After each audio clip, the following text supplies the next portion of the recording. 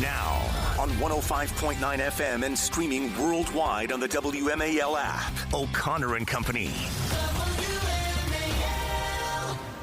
6:07, the Thursday morning, the 12th day of February. Thanks for tuning in to O'Connor and Company. Hey, I don't know if you know that we're the fourth biggest morning show in America. Yeah, that really 4. is we're awesome. Number 4. And it's like, oh, number 4, what's to brag about there? Well, let me just say, number 1 and number 2 are both New York based, and number 3 is LA based. So, I mean, we're behind the 2 biggest. You know, that's something. That's not awesome. Nothing. Yeah. Hey, way to go, Larry. Thanks for getting up and coming to work every morning. You too, Cassie. It's a great team.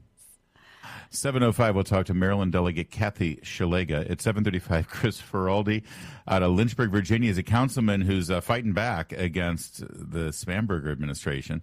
8:05, Chairman Jim Jordan on yesterday's rather contentious hearing between Attorney General Pam Bondi and, well, the Democrats on that committee.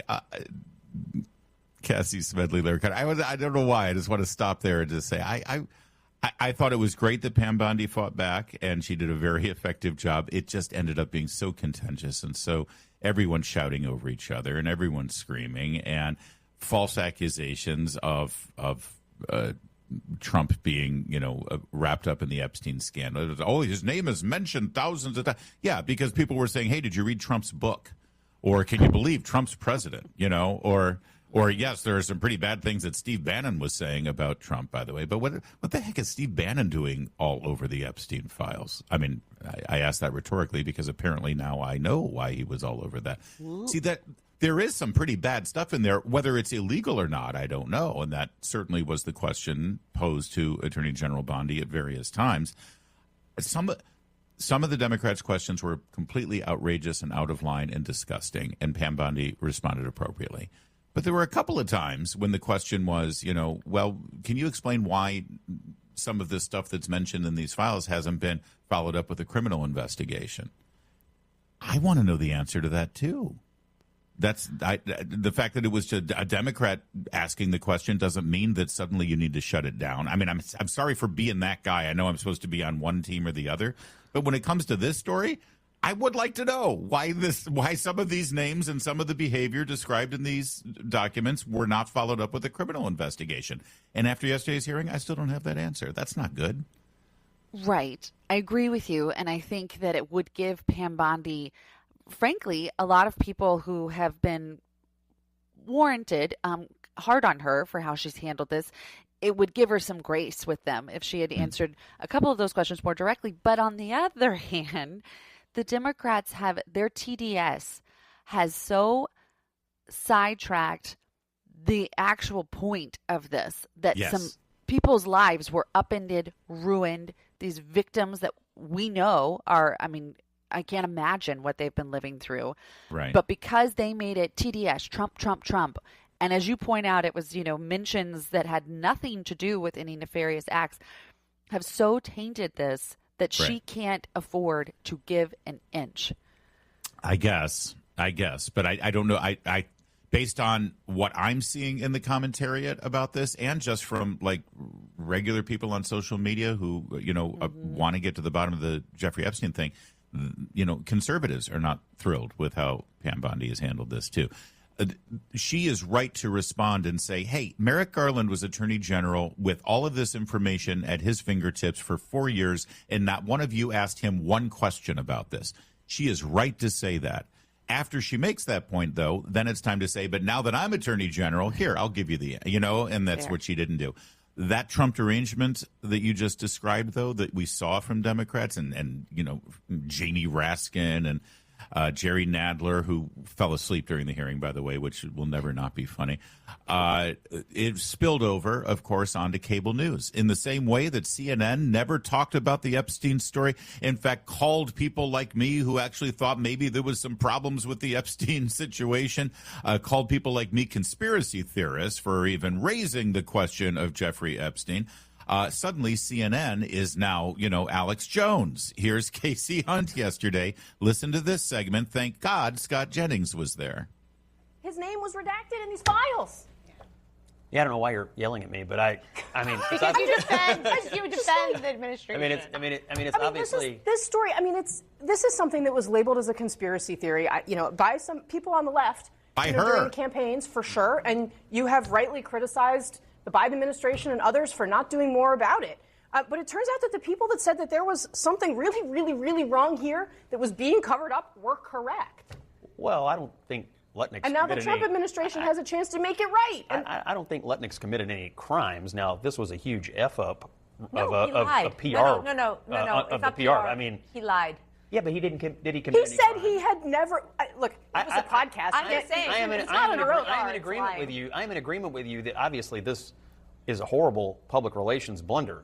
He did not commit any crimes. There's a big difference between making a PR blunder and lying. It's a public relations blunder to say in public that you never spent time with a pedophile when, in fact, you had, and you didn't actually cop to it until you were forced to, and you were under oath. I mean, of course, it's a blunder. I mean, are you saying it's not? I'm saying that it might be more than a blunder. That perhaps you are understating is it a crime? the case. Is it a crime? I'm not arguing that it's a crime, Scott. It's just let's blunder. Well, you have pointed out that he said something that wasn't true. Lying, you have presented the evidence. Lying isn't anymore. We have agreed that it is a blunder and that you shouldn't lie about it. Lying is what more do you want to do? Well, is lying is this administration not saying that lying about something in the public interest like this is not, there should be no accountability about that? Because if you've looked at what's happened in the UK, I was going to say the King of England has put out statements about this. Yeah, I mean, type of activity. The whole point is I know, but I got to jump in. I mean, I know, but part of what we're doing here is listening to how unhinged the response. But it's impossible not to jump in and inject some facts. And again, Scott Jennings is brilliant at it, but he can't keep all the balls in the air at once. Just so you know, they're talking about Howard Lutnick. Howard Lutnick, who had said on a podcast, not under oath anywhere, but on a podcast, he had said, yeah, I knew Jeffrey Epstein and cut off ties with him. And it turns out he did continue to correspond with him about business matters or what have you and stuff. And he has now said, oh, yeah, okay, it turns out, yes. Which, yes, is a blunder. Scott Jennings is right, but it's not a crime. When they say the King of England has put out statements, yeah, because his brother was on the island and has been photographed with very young-looking girls on a regular basis. And you can't say that. So to compare that to Howard Lutnick, I don't think is exactly the same thing, because the same isn't true. Howard Lutnick is not the Prince Andrew of American politics in this situation. But that's how CNN is handling this story now, all of the sudden, Cassie Smedile. And it is funny to hear the admission. Some people called this stuff conspiracy theories. Yeah, you did. Mm-hmm. You did. You have no credibility on this issue. And waved it off. But I love that moment when she said, don't the American people deserve honesty from the media? Well, I seem to recall you guys holding cover for Joe Biden for 4 years when he was wandering off into the abyss in the middle of a press conference. So forgive me if I don't rush to say, oh, thank goodness we have Casey Hunt there, who, by the way, when I worked on Capitol Hill, she was like a fine Hill beat reporter. It's amazing what happens when they get some cameras and makeup in a studio that they just have to start building up their shrieking. When your entire job description boils down to a good-looking teleprompter reader, suddenly there's this inflated sense of importance, I suppose. By the way, not at all related to what you just heard as an example of CNN's great news and analysis. This just in, CNN has lost about 2/3 of its viewership since 2016. That would be their beginning of their stellar coverage of Donald Trump as a candidate and then as president. Since 2016, they have lost about 2/3 of their viewership. You're doing a hell of a job over there, CNN. Keep up the good work. It's 6:15. Yesterday was Wes Moore, the governor of Maryland's State of the State address. Let me just summarize it for you here. I grabbed a few quotes. Hey, I blew through a surplus and created a huge deficit. And under my leadership, jobs are going down in Maryland, but crime is up. And I raised taxes and fees on every Marylander, and electricity prices have skyrocketed because of my ridiculous green energy agenda. And now I'm going for a naked power grab and eliminating the last Republican district in Maryland. Yay! Okay. He didn't say all of that. All that's true, though. That would have been an appropriate description of the state of the state. Instead, he smiled a lot and read his teleprompter and the speech that the speechwriters gave him, and he just made you feel good about being in Maryland despite everything that I just laid out there. Actually, I don't feel very good about being in Maryland right now, other than the fact that I can now sit here and say to my Virginian friends, yeah, well, welcome to the club. Oh. This is what happens. That's the only thing I got going for me right now. Don't remind me. But You're right. They have this way, if it's Westmore, Mandami, they just toss on that 1,000,000-watt smile. Yeah. And as they're literally robbing your piggy bank from you. Yes. Just literally. walking right out the door with it. All right. Well, here's a little bit of what he said there in terms of the power grab. He celebrated the fact that he's disenfranchising every single Republican in Maryland from having just one voice in the House of Representatives representing them. I reestablished the Governor's Redistricting Advisory Commission because at a time when other states were having a discussion about mid-decade redistricting, I said that Maryland needs to be a part of that conversation. Now, I know there is disagreement right now between the House and members of the Senate. So my ask is simple. Do not let the democratic process die in the free state. Debate it, discuss it, make adjustments if necessary, and put it to a vote.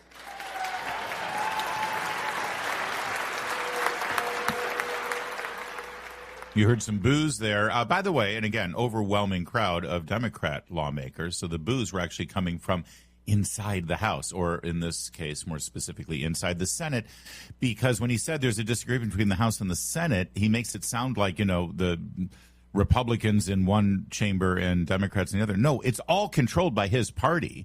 The disagreement is from the Senate leadership, Democrat Ferguson, who has said, yeah, if we take this up and we pass it, judges could scrutinize it, decide that it's unconstitutional, which it is, unconstitutional for the state constitution, and then the judges will redraw the map. Ferguson's reluctance here isn't because the map is unfair. His reluctance is he's afraid a judge will actually redraw it and make it fair. And if they made it fair, that means not just Maryland 1 will stay in Republican hands, but Maryland 6 will probably flip to Republican hands because that one is drawn in a gerrymandered partisan way. That's why his own Senate leader doesn't want to take this up. But he makes it sound like it's some party squabble.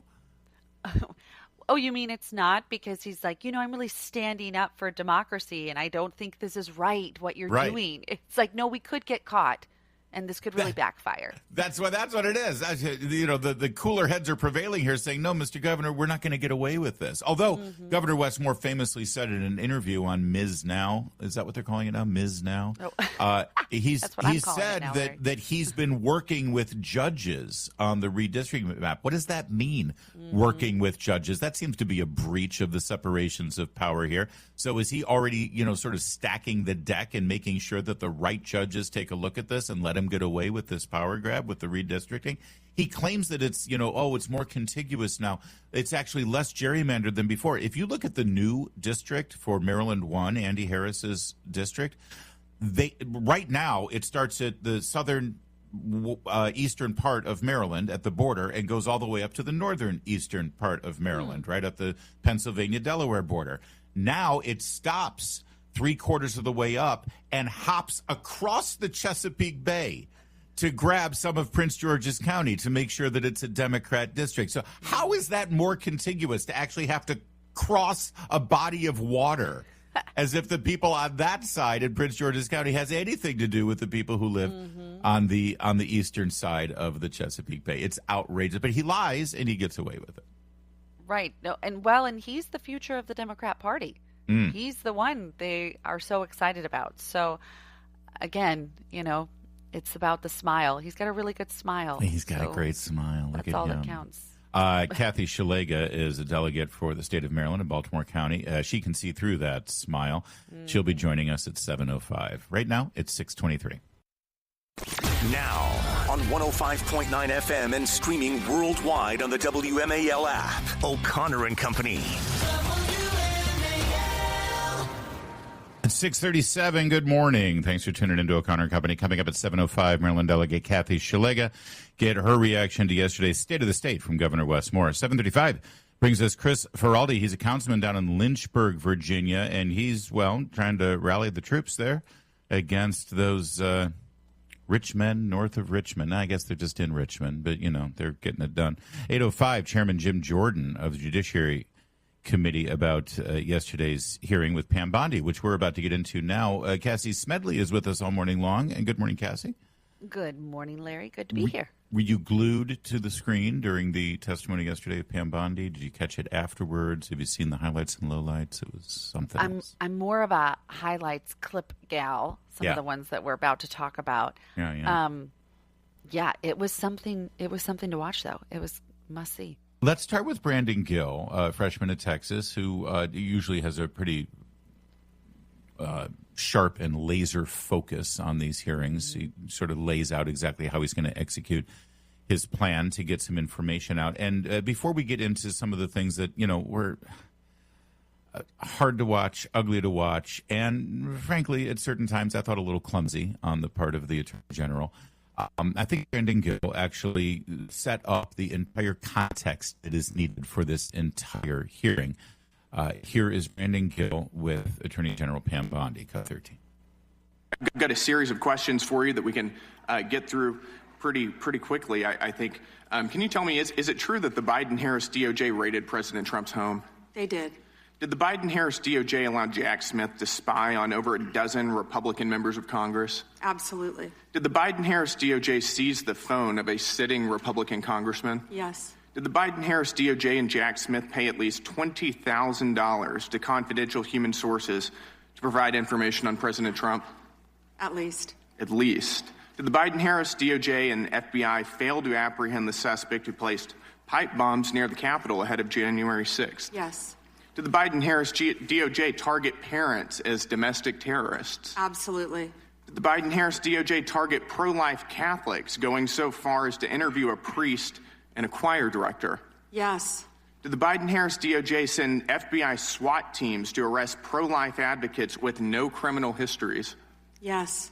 Did the Biden-Harris DOJ use the FACE Act to target pro-life advocates while it allowed anti-life agitators to vandalize, destroy, and firebomb pregnancy resource centers and churches? Multiple times, I believe. Multiple times. Did the Biden-Harris DOJ ever determine who leaked the Dobbs decision?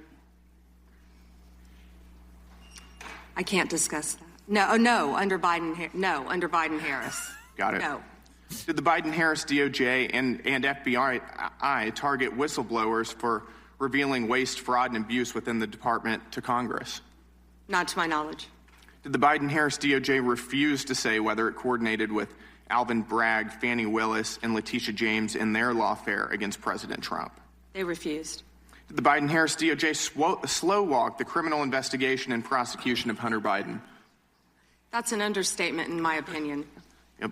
Did the Biden-Harris DOJ determine who brought cocaine into the Biden White House? They did not. They did not. Did the Biden-Harris DOJ cover up the extent? As far as we know, they did not. Right. That's right. Did the Biden-Harris DOJ cover up the extent of the Russia collusion hoax? Absolutely, in my opinion. Yes. Did the Biden-Harris DOJ seek leniency from a federal court for an IRS contractor who leaked sensitive tax information on over 7,600 Americans, including President Trump? Yes. Did the Biden-Harris DOJ sue Texas because the state wanted to secure its own southern border? Yes. And finally, did the Biden-Harris DOJ attack SpaceX for hiring too many Americans? I believe they did. Yep. Unbelievable. It is unbelievable, and I appreciate that a lot of this is being cleaned up under your leadership. So thank you for returning the DOJ back to its core focus, which is on the rule of law. Yeah, I think that sort of gives us the context before we hear the other outrageous exchanges between Bondi and the Democrats on the panel. That's a hell of a litany Congressman Gill put together there. First of all, I always love a Congressman Gill roundup because you're right, how he lays out the argument and revs up to it. But it's a good reminder as these Democrats all day long, why are you doing nothing? Or why did you do this? Or why are you covering for that? All these hyper-politicized questions. But all of the things that they sat back and said nothing, did nothing, that are real areas of concern. If it can happen to the then former president of the United States, sitting members of Congress, it can happen to you kind of stuff. And they're like, because it's to Trump, because it's to Republicans, we're not going to care. So that was a good table setter there. Did you catch this one moment, though? Hey, hang on. Hey, take a listen. Biden-Harris DOJ ever determine who leaked the Dobbs decision? I can't discuss that. No, under Biden. No, under Biden. Did you catch that? Mm-hmm. She paused. She really thinks for a minute, and she goes, I can't discuss that. Oh, under Biden-Harris. No. Hold on. Put two and two together here. Does Pam Bondi and the DOJ currently have an understanding of who leaked the Dobbs decision? Right? I mean, that's sort of seems like the implication there for her to say, I can't speak to that. Oh, wait. Oh, you're asking me what did Biden-Harris do? Oh, yeah, no, they didn't do anything. No, nothing. Wait, we should bookmark that for Chairman Jordan. Yeah. Just a little something we do you know anything about this, Chairman Jordan? Yeah, no, good Chairman catch. Jim Jordan will be joining us a little later. All right. So that was sort of the sublime setup there in terms of the context of what the Joe Biden, Kamala Harris, Merrick Garland Justice Department did, the abuses, the outrageous unconstitutional behaviors that happened on their watch. Now, given all of that, what about yesterday's questioning of Pam Bondi, mostly surrounding the Epstein saga? We'll give you that coming up in a moment. It's 6:43.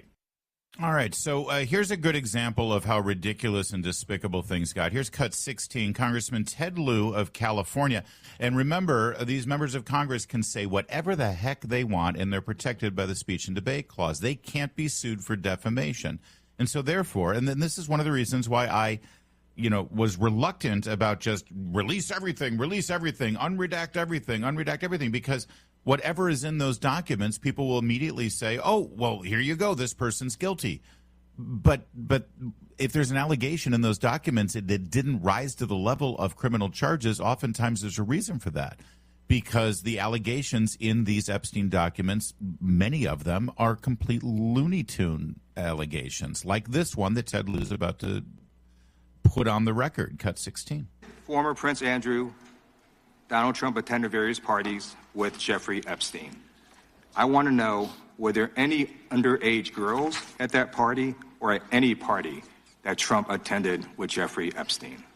This is so ridiculous, and that they are trying to deflect from all the great things Donald Trump has done. There is no evidence that Donald Trump has committed a crime. Everyone knows that. This has been the most transparent presidency. He's the one that asked that those files. I'm reclaim my time. I got your answer. You said there's no evidence. Trump asked Chairman, please stop the clock. Stop the clock. The legislation. This is time. Time belongs to the gentleman from California. Okay. I'm going to put up another document from a witness who called the FBI's National Threat Operations Center, because I believe you just lied under oath. There is ample evidence in the Epstein file. Don't you ever accuse me of a crime. I believe you just lied under oath, and this is all on videotape. You said there's no evidence of crime. I'm showing you. Here is a witness statement who called into the FBI's Threat Operations Center. He drove Donald Trump around in a limo. He overheard what Donald Trump said to Jeffrey on his cell phone. He was so angry, he was going to stop the limo and hurt Donald Trump. And he met a girl who said she was raped by Donald Trump and Jeffrey Epstein.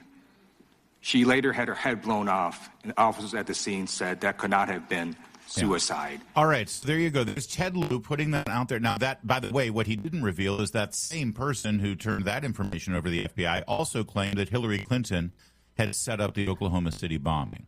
I mean, this is the kind of thing we're talking about, but it doesn't matter. See, he's able to put it out there, and now nobody cares what the truth is. And at no point did we talk about Reid Hoffman, who has funded all of these Democrats' campaigns, and he's literally engaged in this kind of behavior, not the murder part, but the sex with girls part with Jeffrey Epstein all over these documents, but his name never gets mentioned by any of these politicians. It's why this was such a fiasco, frankly, and why Pam Bondi, I think, fought back the way she did, even though at times she didn't look great.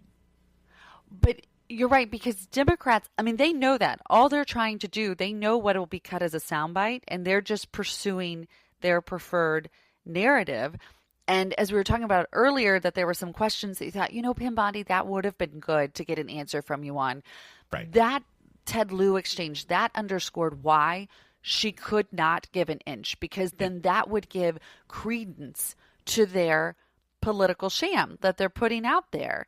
And of course, it's such a disservice to the victims. It's such a disservice to the injustice of all of this. But they're doing that, and that's why these are just a circus, and she has to engage in them the way she does. Yeah, exactly. Engage in the circus. Here's cut 15. This is Pam Bondi talking about. And again, this was a tactic that the Attorney General used quite a bit. Is that as the questions kept coming in about Epstein, she would attack the congressman for asking the questions and then turn the topic around to something very unrelated, which I think to many people, including myself, I'm being honest, it was a little discordant. It felt like a performance. Here, cut 15. Take a listen.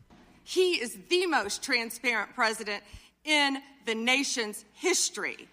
And none of them asked Merrick Garland over the last 4 years one word about Jeffrey Epstein. How ironic is that? You know why?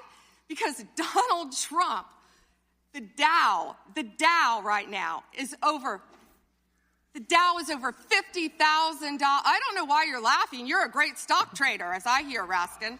The Dow is over 50,000 right now.